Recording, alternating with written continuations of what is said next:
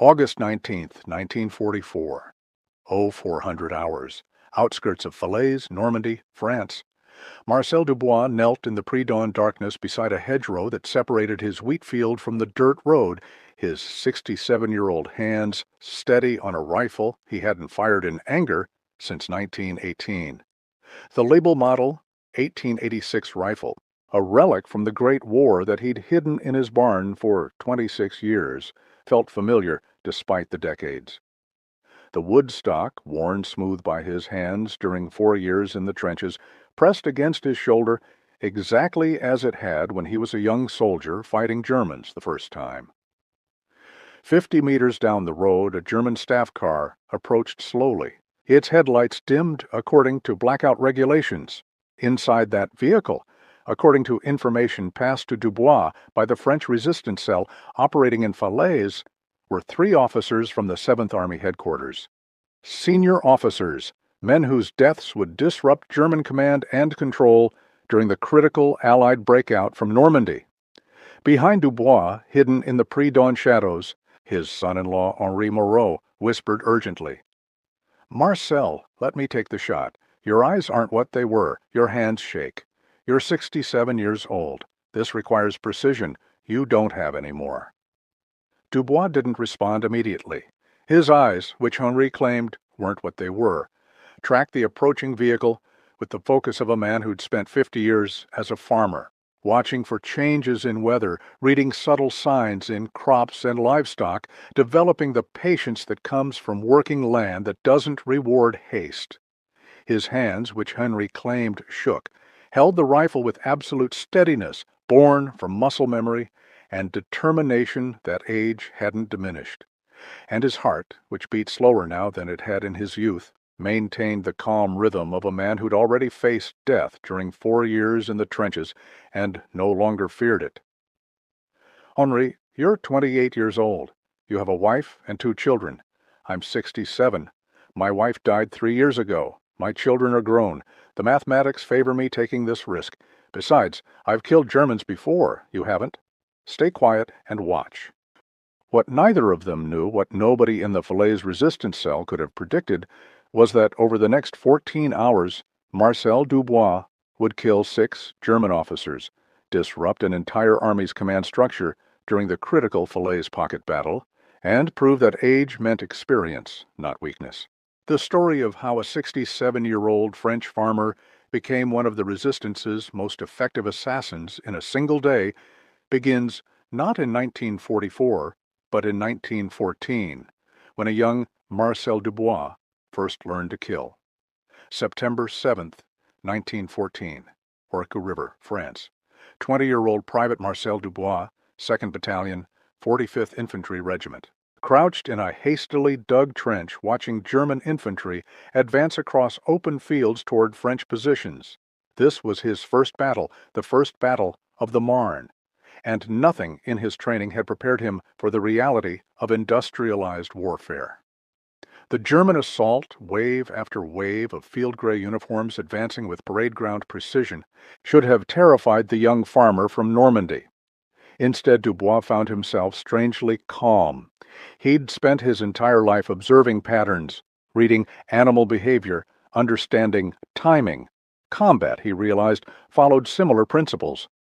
When his lieutenant ordered his section to open fire at 300 meters, Dubois aimed carefully at a German officer who was gesturing commands to his troops.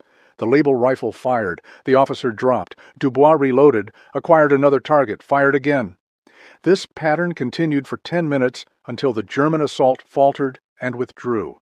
After the engagement, Dubois' platoon sergeant, a veteran of France's colonial wars, pulled him aside. "Dubois, how many rounds did you fire?" 14, Sergeant." "How many targets did you hit?" 14, Sergeant." The sergeant studied the young soldier carefully. "You're a natural marksman. The Army needs men who can shoot straight. You're being reassigned to sniper training." Over the next 4 years, Marcel Dubois would serve as a designated marksman in some of the Great War's bloodiest battles: Verdun, the Somme, Passchendaele, Chemin des Dames. He would accumulate 53 confirmed kills, All German officers or machine gun crews whose deaths directly impacted enemy operations. But more importantly, he would learn patience, the ability to wait hours for a single shot, the discipline to control breathing and heartbeat when pulling the trigger, the mental compartmentalization required to kill men who'd done him no personal harm, but who represented a threat that had to be eliminated. When the armistice came in November 1918, 24-year-old Sergeant Marcel Dubois returned to his family's farm in Normandy. He buried his uniform, hid his rifle in the barn's rafters, and tried to forget 4 years of killing. He married Marie Lefebvre in 1920. They had 3 children. He farmed 200 acres of wheat and raised dairy cattle. He became a respected member of his community.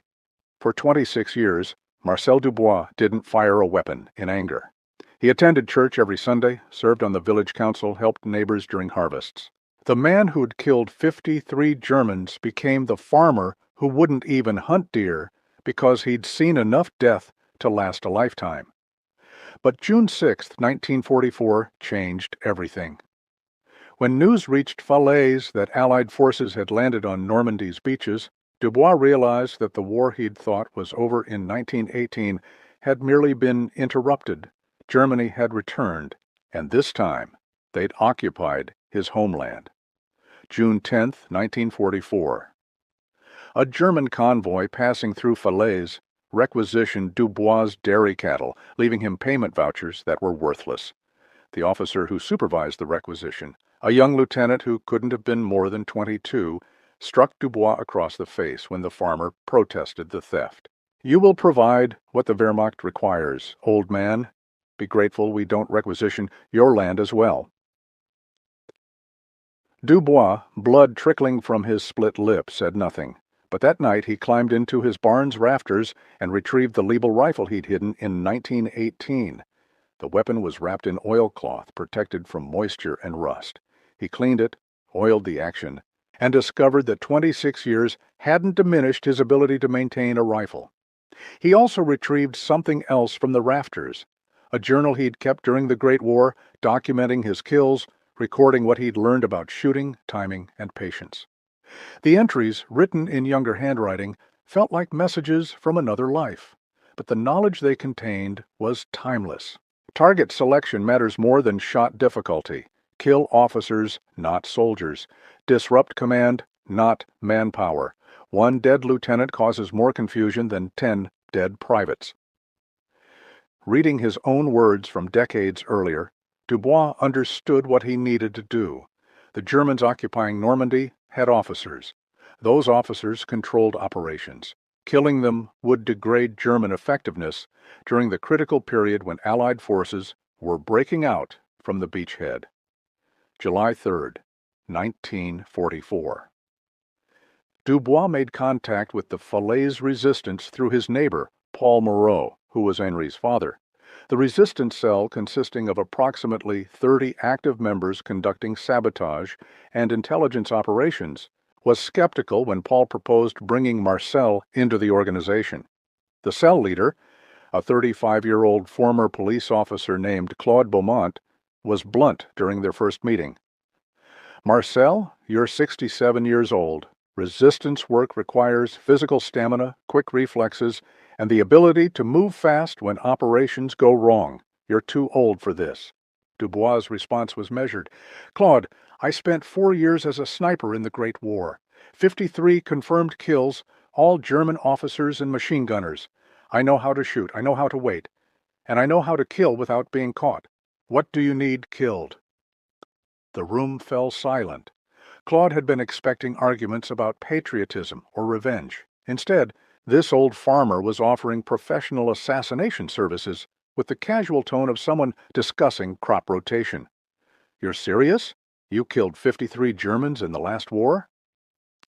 "Yes, I can kill Germans in this war, too. I have a rifle. I have ammunition I've collected from abandoned French army positions. I have knowledge. What I need is intelligence on targets and locations." Claude made a decision that would prove tactically brilliant. The Germans are consolidating units around Falaise as the Allied breakout develops. Every day, staff cars transport officers between headquarters. If you can identify and kill senior officers, you'll disrupt their command structure. Can you do this without getting caught? I've been hunting on this land for 50 years. I know every hedgerow, every tree line, every position that provides concealment and fields of fire. The Germans don't know the terrain. I do. Yes, I can do this without getting caught. Over the next 6 weeks, Dubois conducted reconnaissance of German movement patterns around Falaise. He identified routes used by staff cars. He noted times when officers traveled. He selected firing positions that offered escape routes through terrain only a local farmer would know. His family initially didn't know about his resistance work. His daughter, Anne, who'd married Henri Moreau, assumed her father was simply continuing to farm during the occupation. When she discovered his activities in early August, she was horrified. "Papa, you're too old for this. If the Germans catch you, they'll execute you. You need to stop." Dubois' response revealed the calculations age enabled. "Anne, I'm 67. The actuarial tables say I have perhaps 5 to 10 years remaining. You and Henri have your whole lives ahead. Your children will grow up in whatever France emerges from this war. If I can kill Germans who are preventing liberation, those years I have left are well spent." August 13, 1944, brought the opportunity Dubois had been preparing for. The Falaise pocket was forming as Allied forces encircled German 7th Army and 5th Panzer Army. Approximately 100,000 German soldiers were being trapped in a shrinking perimeter around Falaise. German command structure, already stressed by the encirclement, became critically dependent on senior officers traveling between units to coordinate breakout attempts. Intelligence from Allied signals intercepts passed through resistance channels, indicated that August 19th would see unusually heavy officer movement as the German High Command attempted to organize a coordinated escape from the pocket. Claude briefed Dubois on August 18th. "Tomorrow morning, multiple staff cars will be moving along the roads around Falaise.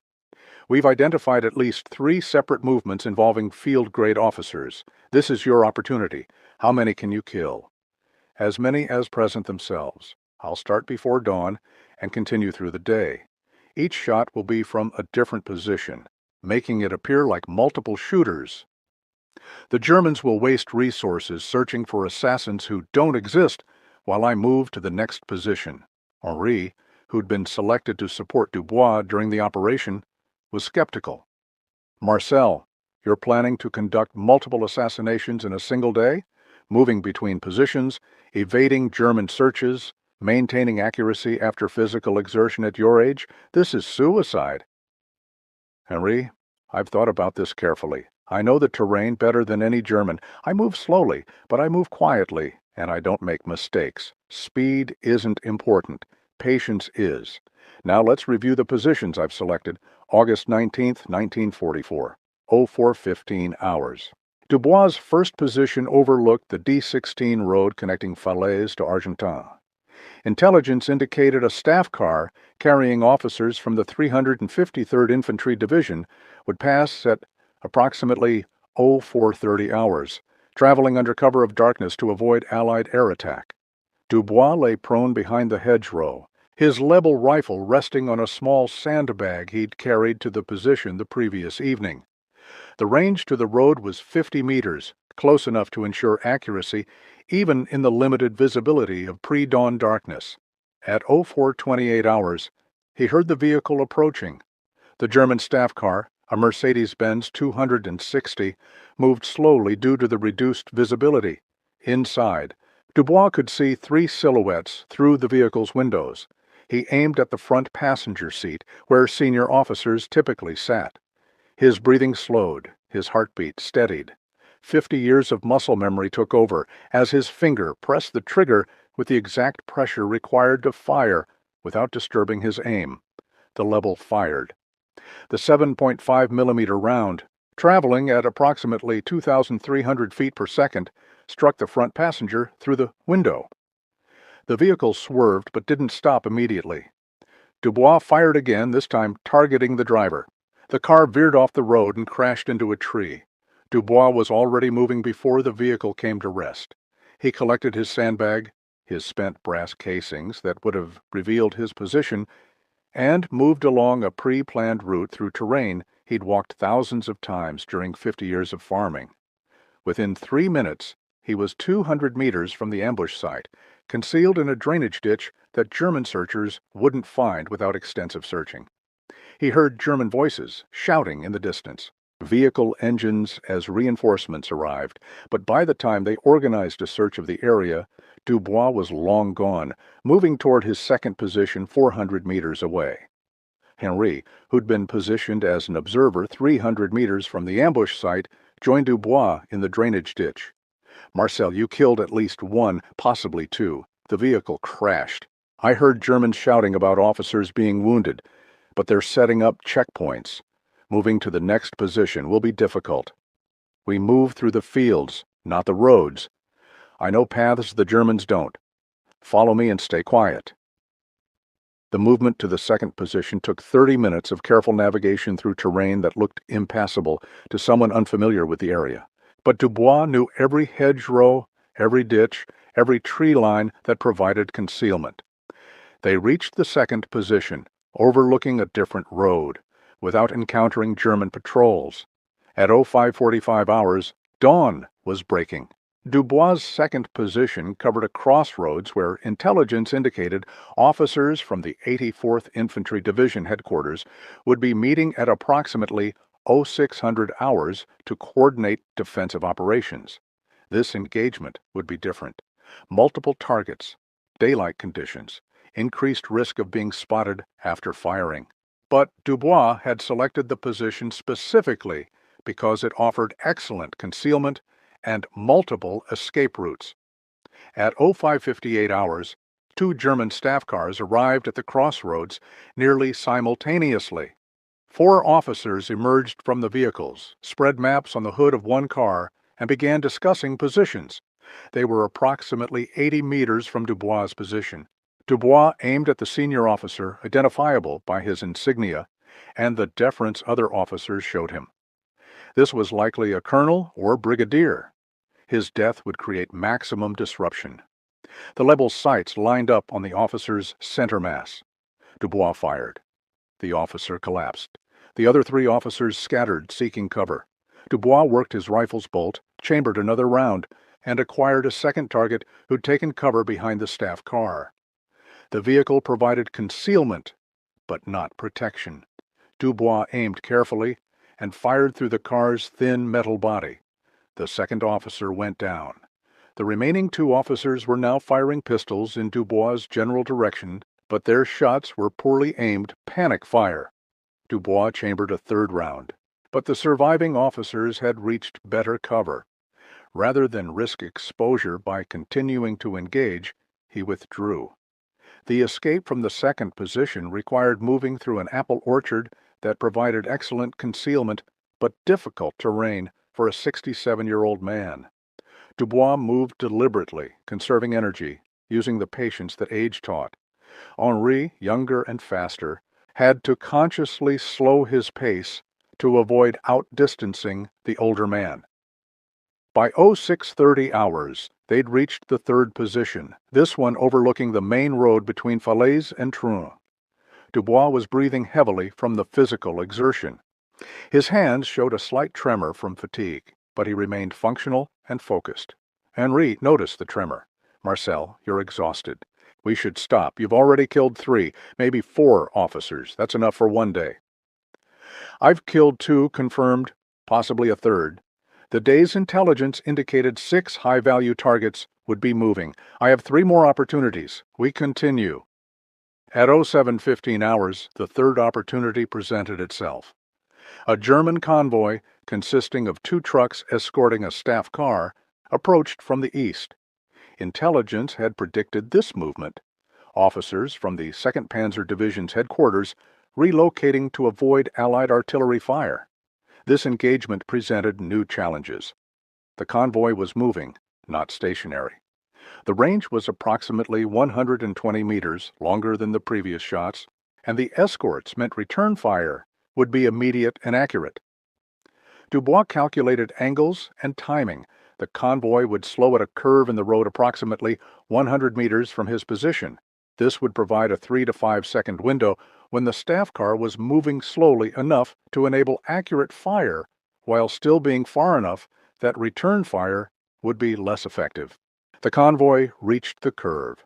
Dubois tracked the staff car through his sights, led the target slightly to compensate for its movement, and fired. The round struck the rear passenger window. He couldn't confirm a hit, but the convoy's reaction suggested success. The vehicles stopped, soldiers dismounted, and began firing toward his position. Dubois didn't attempt a second shot. Return fire was already impacting the hedgerow near his position. He and Henri withdrew immediately, moving through a pre-planned escape route that took them through a ravine the Germans couldn't easily access with vehicles. By 0800 hours, Dubois had definitely killed 3 German officers, possibly wounded others, and disrupted German command operations across multiple units. But the cost was mounting. He was exhausted. His knee, which had bothered him for years, was swelling from the physical exertion. His hands were starting to shake more noticeably. Henri insisted they stop for rest and food. They found shelter in an abandoned farmhouse, ate bread and cheese Dubois had packed, and drank water from a well.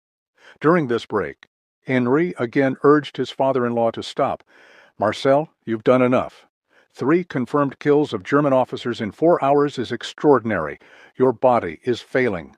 If we continue, you'll make mistakes, and we'll both be captured." Dubois considered this argument.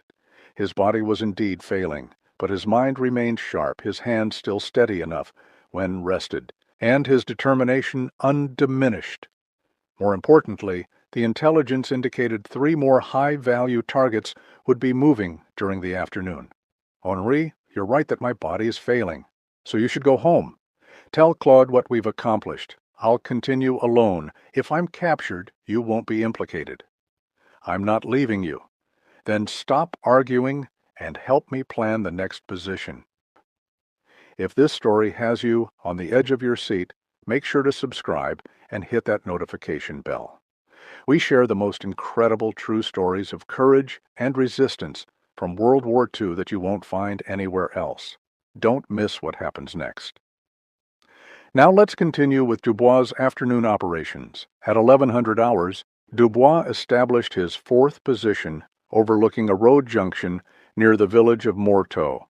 Intelligence indicated that a senior officer from the 86th Corps headquarters would be traveling to meet with division commanders at approximately 1200 hours. This target represented the highest value officer Dubois had attempted to kill, a corps-level officer whose death would impact operations across multiple divisions. But the intelligence also indicated this officer would be traveling with significant security, multiple escort vehicles, and motorcycle outriders. Henri studied the road junction through binoculars. "Marcel, that's a heavily defended convoy. We can't engage that without being killed. We should let this one pass. Wise. The heavier the security, the more important the target. If this officer is worth protecting with multiple escorts, he's worth the risk of killing." At 11:55 hours, the German convoy appeared. It consisted of 2 motorcycle outriders, a truck with soldiers, the staff car, another truck, and 2 more motorcycles. Approximately 30 soldiers protecting 1 car. The mathematics suggested extreme importance of the officer inside. Dubois had selected this position specifically because it offered a long-range shot, approximately 200 meters, that would allow engagement before the convoy could effectively return fire. The level wasn't ideal for such ranges, but Dubois had made similar shots during the Great War. The convoy slowed to navigate the junction. Dubois aimed at the staff car's rear window, where the senior officer would be seated. He controlled his breathing, compensated for the increased range, and fired. The round struck the car, but Dubois couldn't confirm whether he'd hit the target. The convoy's reaction was immediate and overwhelming. The escort trucks disgorged soldiers who began saturating his position with rifle and machine gun fire. Motorcycles raced toward his position. "Henri, run, now! Use Route 3! Route 3 was their most difficult escape route, requiring crossing a stream and climbing a steep embankment, but it led through terrain vehicles couldn't follow. Both men ran, hearing German voices shouting behind them and bullets impacting around their positions. The escape took 20 minutes of the hardest physical exertion Dubois had attempted in decades. His 67-year-old body, already exhausted from a day of combat and movement, was pushed beyond reasonable limits. He slipped while crossing the stream, fell hard on rocks, and felt something tear in his left shoulder. But he kept moving because stopping meant capture and execution. Henri helped pull him up the embankment.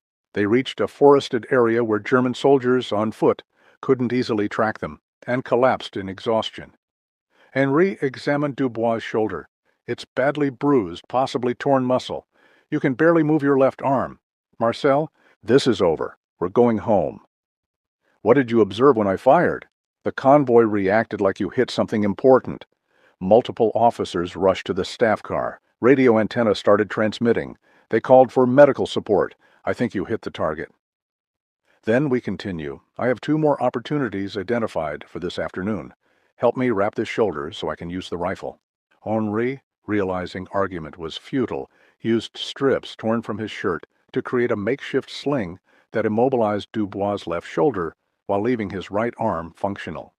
The lapel was fired from the right shoulder so Dubois could still shoot, but the injury limited his mobility and increased his pain. At 1400 hours, they established Position 5, overlooking a farm road that German units were using to move supplies because the main roads were under constant Allied artillery fire. Intelligence indicated officers frequently used this route to inspect supply operations. This position was compromised from the start. Dubois was in significant pain. His mobility was limited. His exhaustion was visible. If German forces discovered this position, he couldn't run fast enough to escape. But he remained determined to continue. At 1445 hours, a German staff car appeared on the farm road, moving slowly due to the poor road surface. 2 officers were visible in the vehicle, likely conducting inspection of supply routes. The range was 60 meters, within Dubois' comfortable engagement distance, even with his injuries. He aimed at the front passenger, fired, worked the bolt with difficulty due to his injured shoulder, and fired again at the driver. Both shots hit. The vehicle stopped. Dubois began his withdrawal, moving much slower than previous escapes due to his injuries. German reaction was swift but confused. They had been experiencing sniper attacks all day from different locations, suggesting multiple assassins. They didn't realize they were chasing one injured 67-year-old man who was barely staying ahead of them through intimate knowledge of terrain. Dubois and Henri reached a hay barn and concealed themselves in the loft.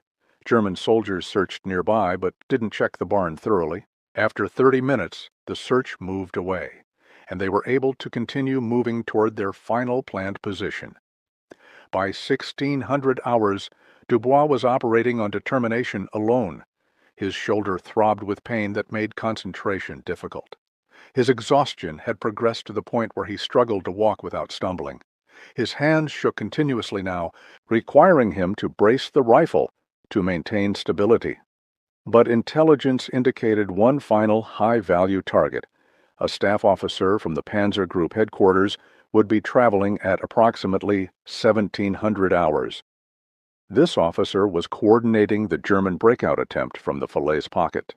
His death would contribute directly to Allied success in closing the pocket and destroying German forces.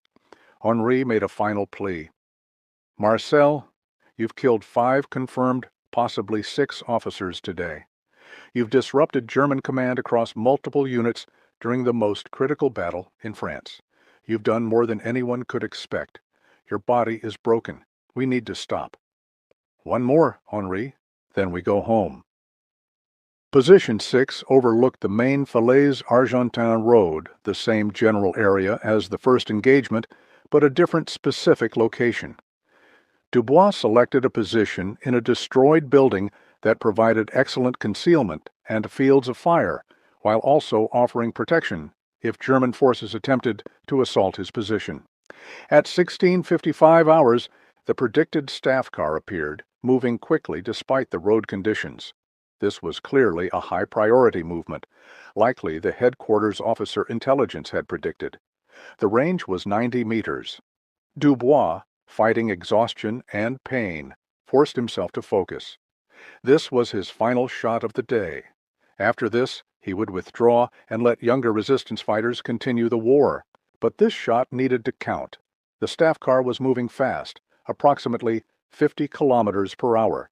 Dubois led the target, compensating for speed and range, and fired. The vehicle didn't stop but swerved violently, suggesting the driver or passenger had been hit.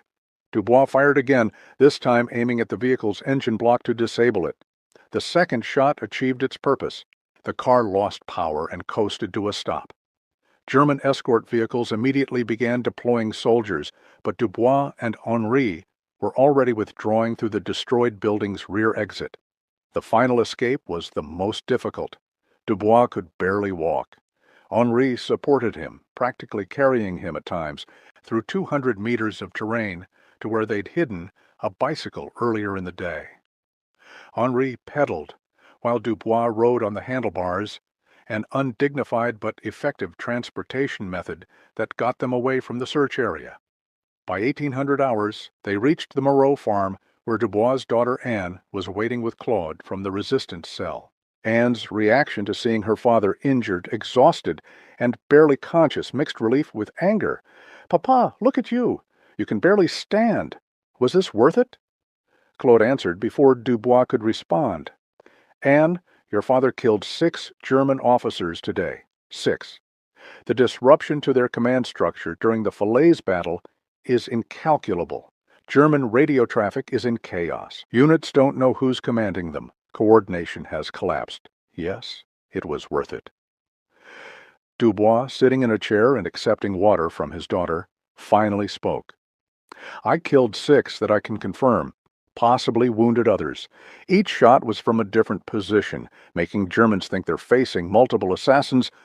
They'll waste resources searching for threats that don't exist. Now I'm done. Let younger men fight. I'm too old for this." The impact of Dubois' one-day assassination campaign became clear over the following 72 hours. German command structure around Falaise, already stressed by the encirclement, collapsed into dysfunction as officers who should have been coordinating breakout attempts were dead or wounded. Allied intelligence, monitoring German radio traffic, noted unprecedented confusion and conflicting orders. Units attempting to break out from the pocket couldn't coordinate with each other because the officers who should have been managing coordination had been killed by an unknown sniper or snipers.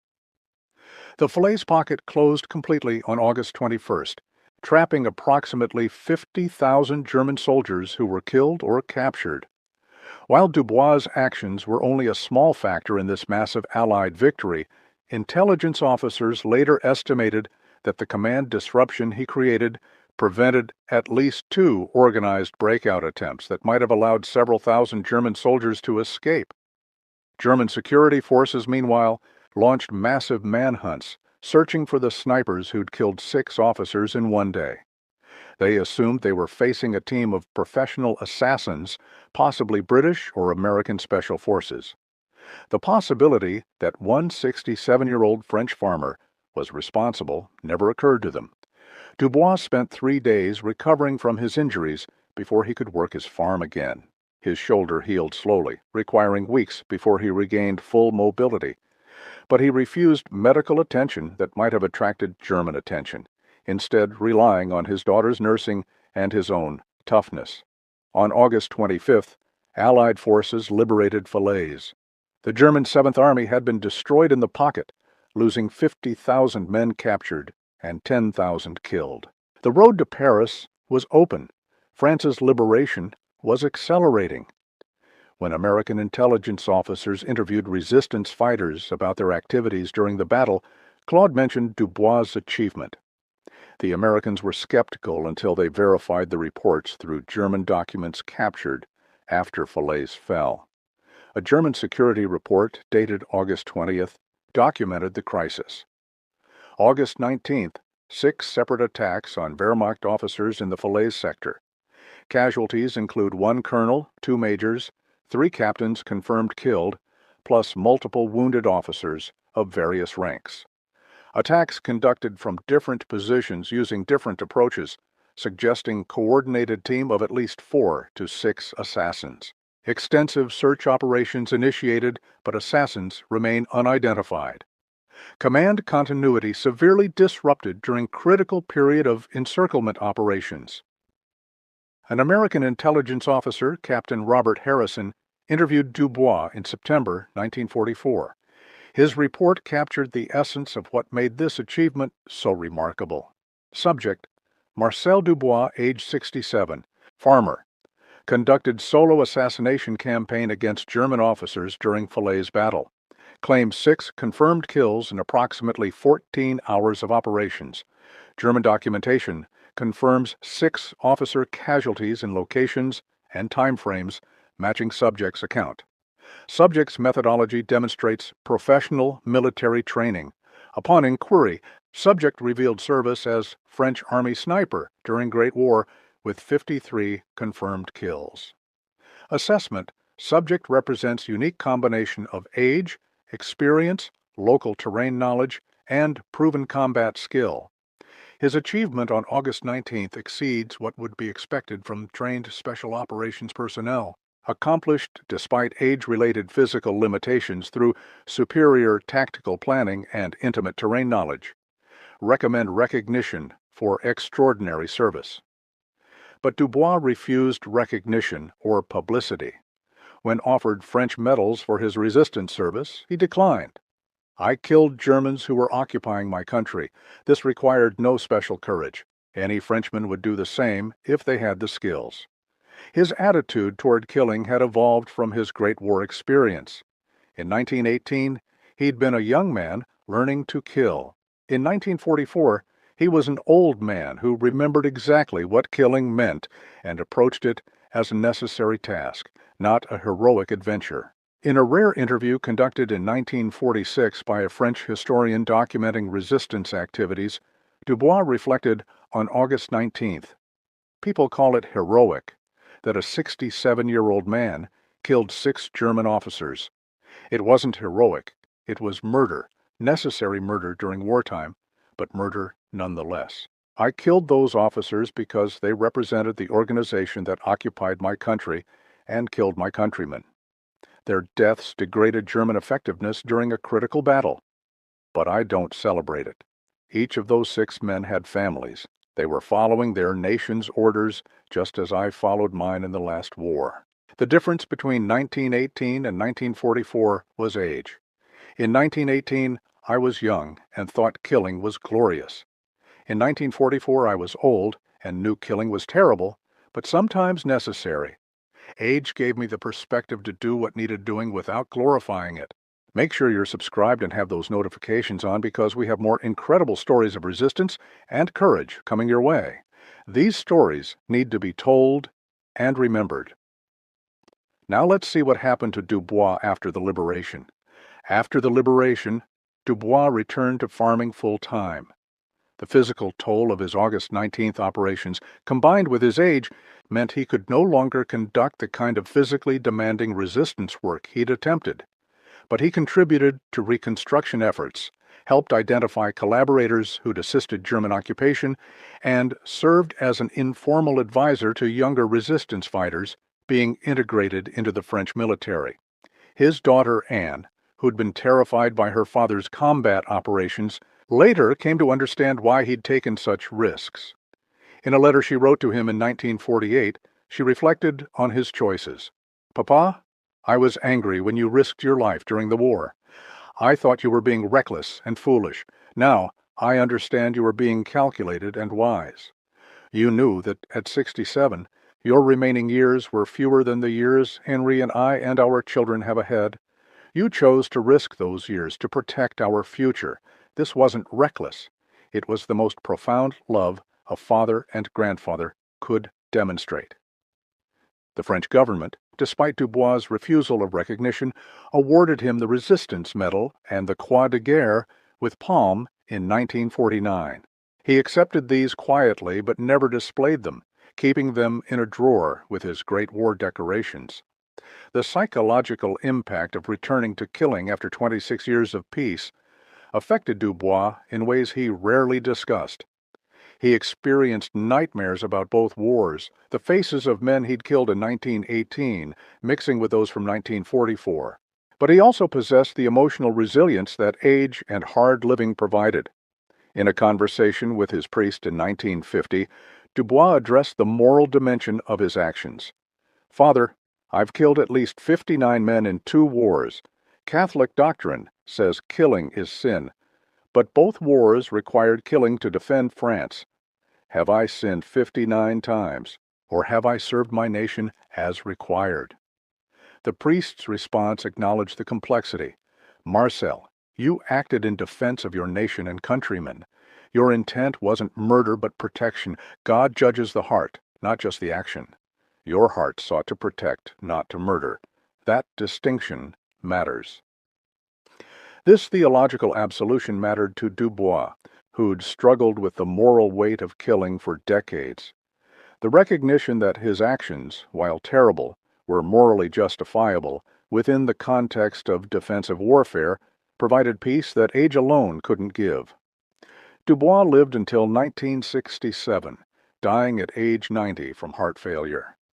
His funeral in Falaise drew hundreds of attendees, including veterans from both world wars, resistance fighters he'd served alongside, and American and British military representatives who'd learned of his story through intelligence archives.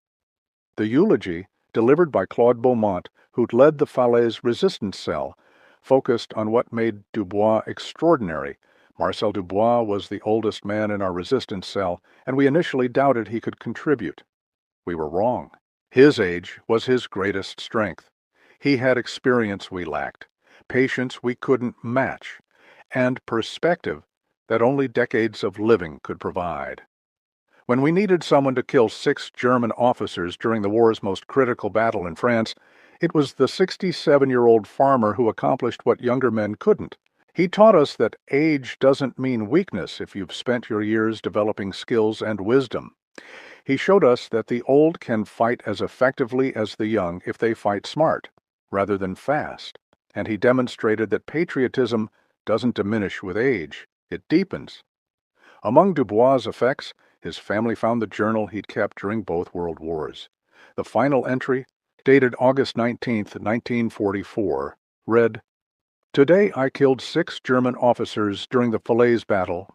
Targets were engaged from 6 different positions over 14 hours. All engagements successful despite my age and injuries sustained during 4th engagement. Body is failing, but mind remains sharp." Confirmed this old farmer can still fight when necessary. Age brings limitations. Cannot move as fast as young men, cannot sustain physical exertion as long, cannot recover from injuries as quickly. But age also brings advantages: patience to wait for perfect shot, wisdom to plan operations carefully, perspective to control fear, and operate methodically under stress. I am now too old to continue this work. Let younger men fight. But I proved today that age is not disqualifying if combined with skill and determination.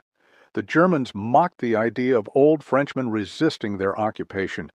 They were wrong. The military analysis of Dubois' achievement is focused on several factors that enabled his success. His Great War sniper training provided technical skills that remained valid despite technological changes in warfare. His 50 years of farming in the same area gave him terrain knowledge that couldn't be replicated by any German force. His age, paradoxically, contributed to success. Younger men might have attempted to engage all 6 targets more quickly, leading to mistakes. Dubois paced his operations, resting between engagements, planning carefully, and avoiding the recklessness that often accompanies youth. Dr. Jean-Pierre Michaud, a French military historian who wrote extensively about resistance operations, concluded, "Marcel Dubois' single-day assassination campaign represents one of the most effective individual resistance actions of World War II in France." 6 confirmed kills of German officers during the critical Falaise battle created command disruption that contributed to German defeat in the pocket. The achievement is even more remarkable considering Dubois was 67 years old, operating with age-related physical limitations. His success derived from the combination of professional military training from the Great War, intimate terrain knowledge from decades of farming, and the patience and wisdom that age provided. He represents the ideal resistance fighter: local knowledge, professional skills, and the maturity to plan operations carefully rather than acting impulsively. The broader lessons from Dubois' story challenged assumptions about age and combat effectiveness. Military organizations typically emphasize youth and physical fitness as primary requirements for combat personnel. Dubois demonstrated that experience, local knowledge, and mental qualities can offset physical limitations. Modern special operations forces have studied Dubois' tactics, particularly his use of multiple firing positions to create the impression of multiple assassins, his careful planning of escape routes, and his selection of targets based on maximum operational impact rather than opportunity. The French Army's Special Operations Training includes a case study on Dubois' August 19th operations, emphasizing the principles he demonstrated. Terrain knowledge equals tactical advantage, patience enables precision, and proper target selection multiplies impact. The human dimension of Dubois' story concerns the choices age enables and requires. At 67, he understood mortality in ways 20-year-olds couldn't. He knew his remaining years were limited, which made him willing to risk those years for causes he believed in. This calculation wasn't suicidal. It was rational assessment of relative value. His recognition that his life, with fewer years remaining, was worth less than younger lives reflected wisdom that only age could provide. This wasn't self-deprecation, but cold mathematical assessment of survival probability and future potential. The legacy Dubois left extended beyond his specific combat achievements. He demonstrated that older citizens, often dismissed as unable to contribute to defense, could be exceptionally effective when their experience and knowledge were properly utilized. France's civil defense organization, created during the Cold War, specifically recruited older citizens for roles requiring patience, local knowledge, and mature judgment, citing Dubois as precedent that age could be an advantage in certain applications. The story's resonance across decades reflects its challenge to common assumptions. We expect combat effectiveness from young soldiers, not elderly farmers. We assume age means limitation, not capability. Dubois proved these assumptions wrong through careful application of skills, knowledge, and wisdom that age provided. They mocked the 67-year-old farmer who thought he could fight Germans until he killed 6 officers in one day and disrupted an entire army's command during France's most critical battle. They assumed age meant weakness, until age proved to mean experience, patience, and wisdom that youth couldn't match. Marcel Dubois' story reminds us that effectiveness isn't solely a function of youth and strength. Sometimes the most dangerous person in the room is the old man who's been fighting his whole life and knows exactly what he's doing. 6 German officers died on August 19, 1944, because they underestimated what a 67-year-old farmer could accomplish. Their mistake was assuming age meant inability. Dubois' achievement was proving that age meant experience, and experience meant lethality. His legacy endures as a reminder that sometimes the people we dismiss as too old, too slow, or too limited prove to be exactly what's needed when circumstances demand more than youth and strength can provide. They mocked him until his age became wisdom, and his wisdom became death for those who underestimated him.